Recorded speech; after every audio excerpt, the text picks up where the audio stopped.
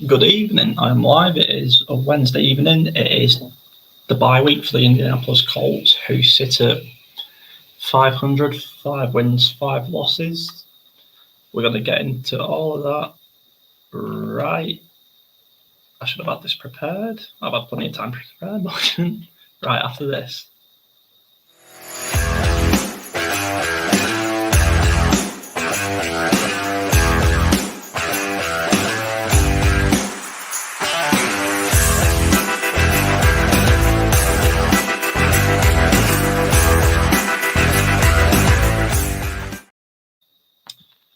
Always forget how loud that is, and I am. Just 1 second. There we go. I'm by myself tonight. Unfortunately, Robbie couldn't make it because I had to change the day last minute because I was busy yesterday. But that's enough of that. Into the Indianapolis Colts and what we all come here to discuss. Excuse me. Got have a cup of tea. Quintessential British things. I'm talking of Europe. The Colts played the Patriots in Germany. Fantastic game. Well, no, it wasn't a fantastic game, was it? It was hideously boring, trench warfare-y. It was, I would say, an unprepared offense in Gardner Minshew and the Indianapolis Colts. I think it definitely showed why Gardner Minshew is the backup quarterback and not the starting quarterback. And it was a terrible Patriots team, which isn't a bad thing. We can all laugh at a Patriots downfall. It's quite hilarious. But no, just a few notes on the game before we talk more about the Colts. Fantastic atmosphere. It translated through brilliantly to TV. Fans from all over the world showing Mr. Goodell how big the game is, and if we're going to expand this into Europe, that was, by football in terms, not a great advert, but it was a great experience and event. We'll have more on that on Friday when we have a guest on. We'll have Colts fans call, which is massive. We can't wait to having him on. And also Nathan, the resident UK Colts fans writer, should be on. So let's talk a little bit about this game. I don't even want to say it was defensive masterclass. Let me just get all the stats. 1 second. Here we go. Okay, so player stats. So the Colts, Gardner Minshew, 28 for 18, 194 yards, 1 interception. Jonathan Taylor, 23 carries, 69 yards, 1 touchdown. I'll just check. The leading receiver for the Colts was Mike Pittman, 8 receptions for 84 yards.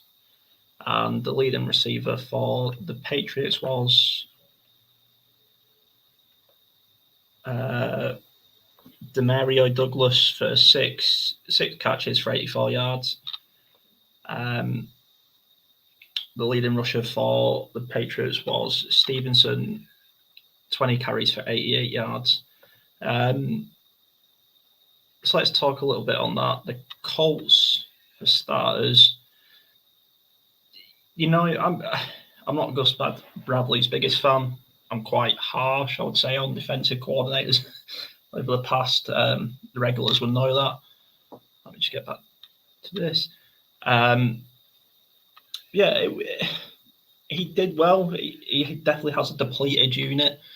I feel like we're starting cornerbacks who are. Tom's here. I'll get to Tom's comment in a second. Yeah, I feel like we have. He doesn't have starting cornerbacks. His backup cornerbacks are sort of starting. It's a depleted unit, so I will give him credit. He did well. Although Matt Jones and the Patriots and their offensive line has been horrendous over the year, he did well to hold a team to 6 points is pretty phenomenal, especially with the likes of Grover Stewart missing and Juju Brent's out, the rookie sensation.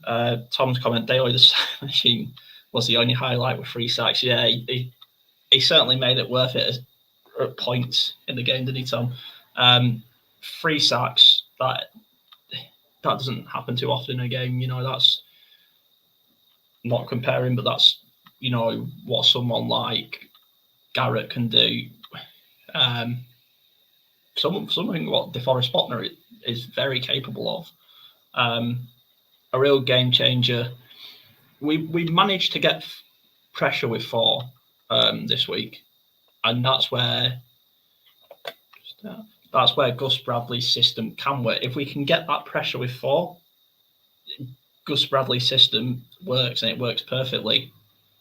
It's as soon as that rushing 4 don't get there in that 3-4 second time period, that's when we start to pick up trouble. I thought Matt Jones, if we're talking about the Patriots, because it's funny to laugh at them, I thought Matt Jones was pretty horrendous. Just 1 second, the computer decided to do that, which is funny. I thought their O-line was terrible, and Bill Belichick. It was nice to see Bill Belichick just completely deflated on the sideline. Pardon the pun. Yeah, but I'm going to hype up some of Colts players now because some players did play extremely well. Zaire Franklin, again, 12 tackles, 3 assists. Kenny Moore with 5 tackles. DeForest Buckner, 4 tackles. Julian Blackman with the interception. And there was Rodney Thomas with the other interception. They were the good. I think, Quitty Pay also got a sack, didn't he, as well, and Tyquan Lewis. I know Quitty went off injured. I can't remember if he did return to the game, but Quitty definitely did go off. Or was a concern. Tyquan Lewis, nice to see him back in fine form, getting a sack on Matt Jones. I know a lot of people found it easy to dig on Shaquille Leonard, and he didn't have a great game. He's definitely not running at the full speed we need him to be running at. He's a bit dejected. You see that in these conferences and press conferences. Sorry, I don't know. I don't know the secret getting him back to the maniac Darius Leonard. I don't know what it is. I don't know if he just doesn't fit Gus Bradley's system. If he needs more of a vocal middle linebacker there to, help him. Him and Zaire Franklin don't really seem to be developing the chemistry what he had with the likes of Anthony Walker and Bobby Okereke. So I don't know what the answer is with Shaq Leonard. It's a tough one because I think every Colts fan wants to see him do well because he's been so instrumental in getting the Colts back to a respected team, at least. No longer the laughingstock of the AFC South. That's the Titans. They can have that. But yeah, it was nice. Other talks from the game, because it wasn't just all defense, believe it or not, for the Colts. Jonathan Taylor with a touchdown. It's nice. I'll just read this. So Taylor got most of the snaps at running back. 23 carries. Zach Moss got 1 carry for 2 yards. Maybe you should have a game plan for him coming into this one. Maybe trying to really unleash Jonathan Taylor now. Sorry, lost my train of thought there. Josh Downs, again, a rookie playing out of his absolute mind. Two catches for 40 yards. Phenomenal work, especially on that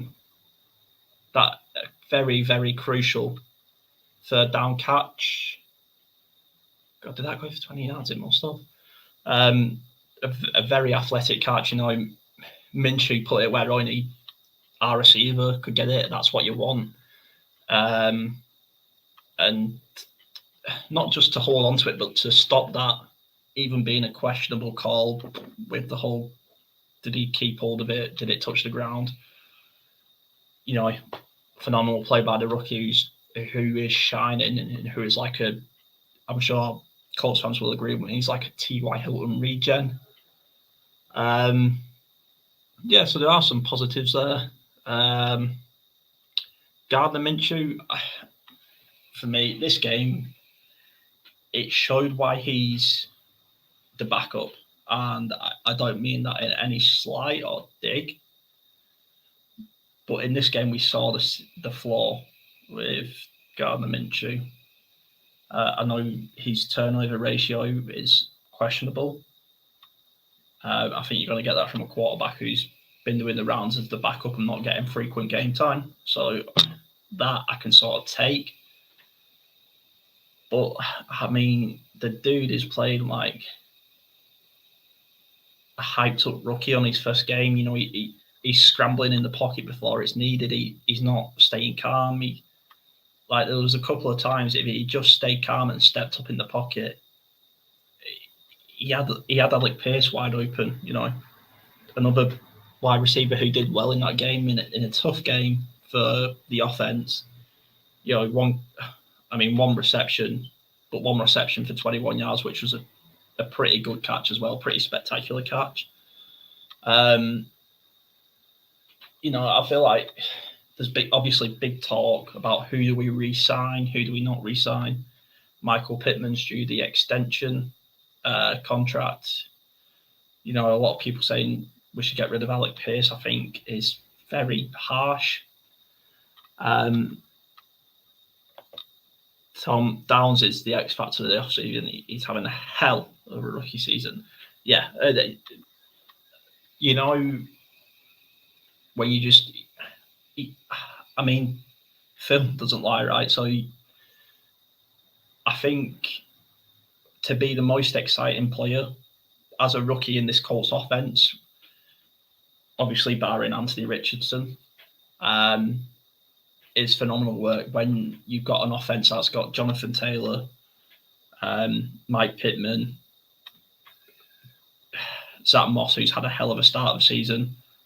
You've got others there, right? And Josh Downs, I'm sure someone will correct me if I'm wrong, he was either third or second round, I think he was third round, wasn't he, Josh Downs? I think it was, I can't remember who was drafted between him and Juju first, but for a mid-draft pick, he's absolutely flying. I love him. He's just electric. He seems to be finding space.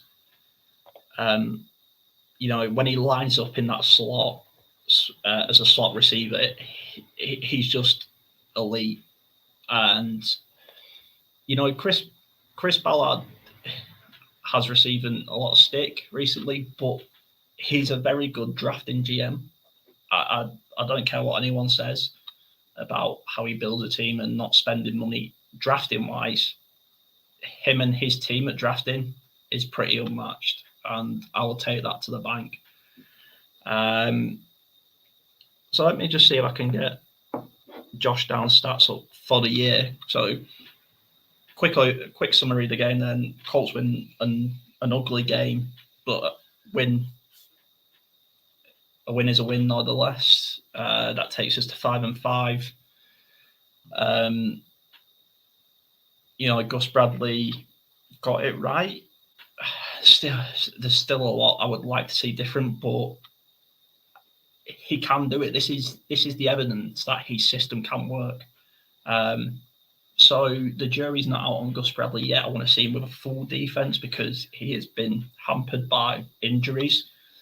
And what more can I say about Shane Steichen, really, apart from he's rookie quarterback who's the face of the franchise had a season-ending injury. Jonathan Taylor was injured for the was it the first 4 games, I believe. Grove Stewart is suspended for 6 weeks. I want to say,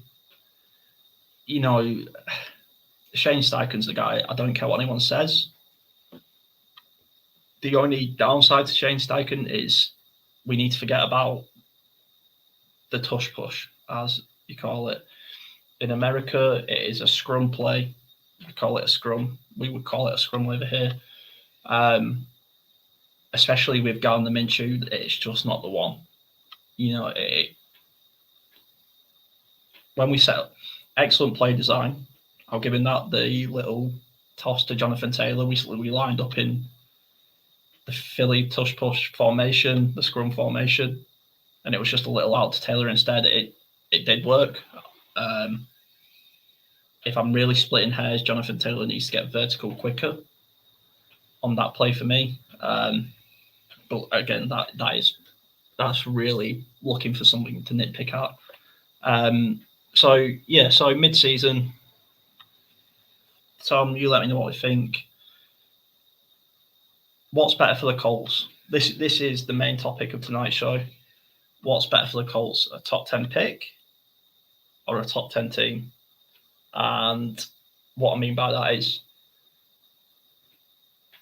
I want to put a disclaimer here. I do not think Shane Steichen is by any means a coach that will allow us to sit back and suck for luck, tank for Tua. He's not going to let that happen.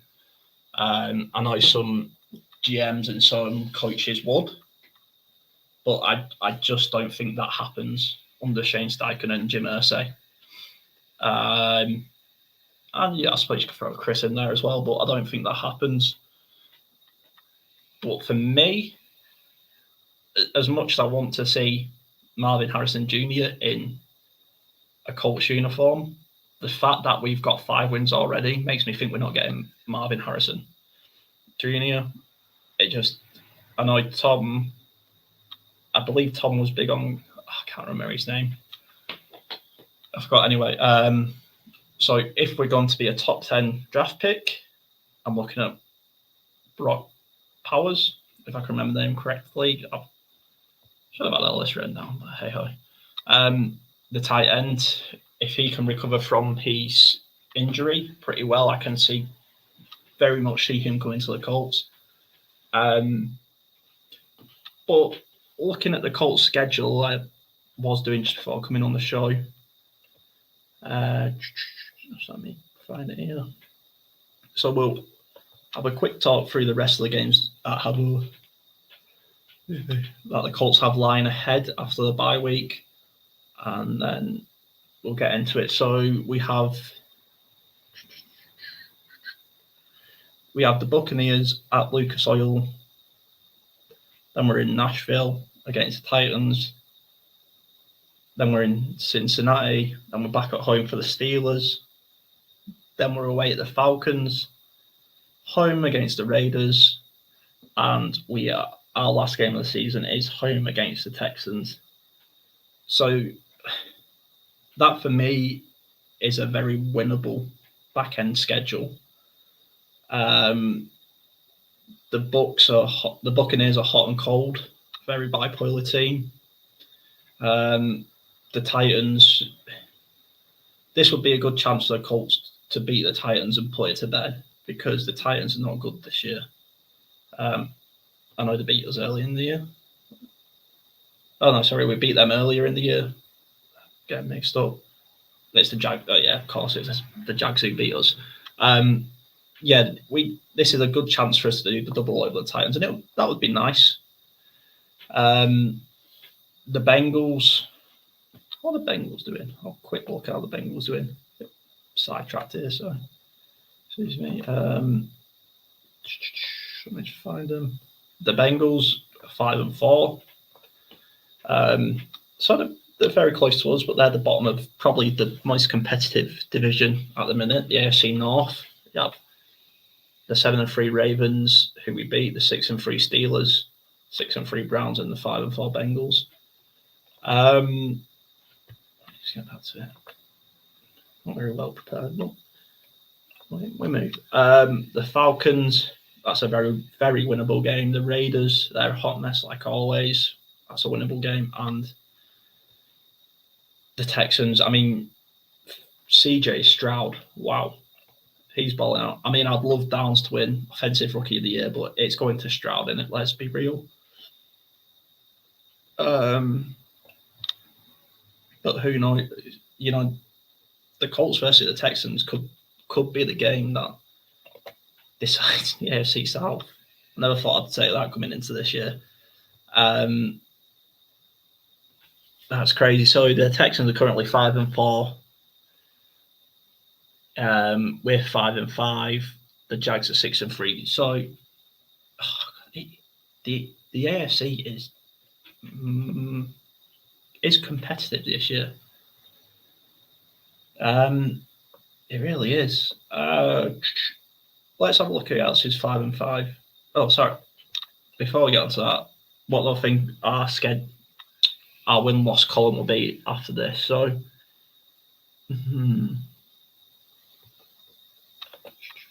I think 7 games left. I think we can win 4 of them. I really do, which would take us to a 9-8 season. Not bad. Is that enough to get in the playoffs?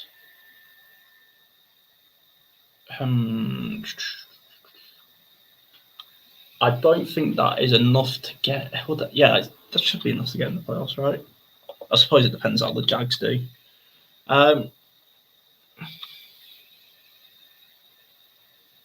See, that makes it tough. I think we are officially in the hunt, aren't we? You call it. I'll just put this off quickly. Playoff picture.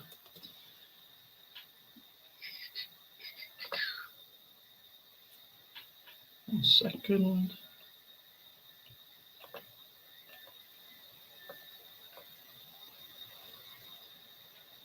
I know this is very stop-start content for you lot, but I usually have my wonderful assistant Robbie with me, who is not with me tonight. Okay, so the current playoff picture for the AFC is 1 seed Chiefs, 2 seed Ravens, 3 seed Jags, obviously because they're winning the AFC South. Miami 4, Steelers 5th, Browns 6, Texans 7th. Yeah, so that game could decide who is the 7th seed. We're currently sitting at 9, just 1 below the Bengals. So that, wow, I didn't realise. So that game against the Bengals could be massive. Because that would obviously be, yeah. So then we've got the Ravens next. So we do have a good chance to run at the playoffs. I know that's scary for Colts fans to hear, but we do have a good chance to run. Obviously, we didn't think it would be with Gardner Minshew leading the helm, but it's the next man up. So I think we can win. We can very much win 4 of them games, right? The ceiling for that is I think we can win 6 of them games. The floor, I think we can win. The floor is 3 wins, maybe even 2. But I think realistically 4 is it. Yeah, so lost my train of thought. That's it. Do we go for the playoffs? I mean, realistic, if we go for the playoffs, we're probably looking at sneaking in as the 7th seed. But obviously, with a run, we could potentially win the AFC South. But having a mid-round pick does us no good, really, because who do we take then? I'm sure there's somewhat. I mean, regardless, I trust Chris Ballard to do the right thing in the draft. And I hate the mentality of, unless it's to get Andrew Luck's regen,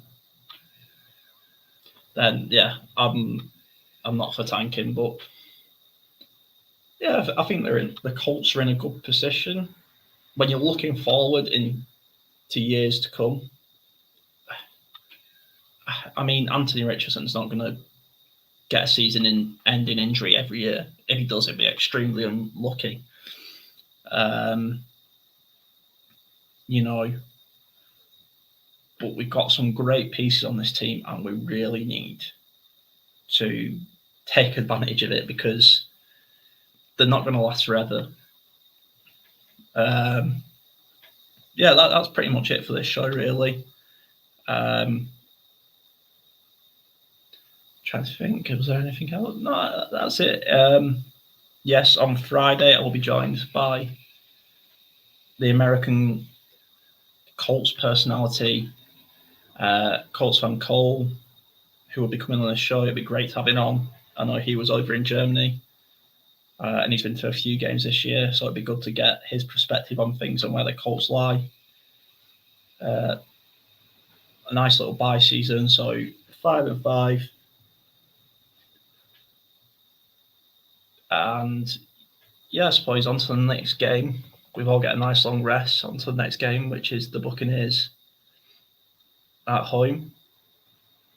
Hopefully we see more of Jim Irsay dancing to Meek Mill. Thanks all for watching. Tom, thank you for coming by. See you all later.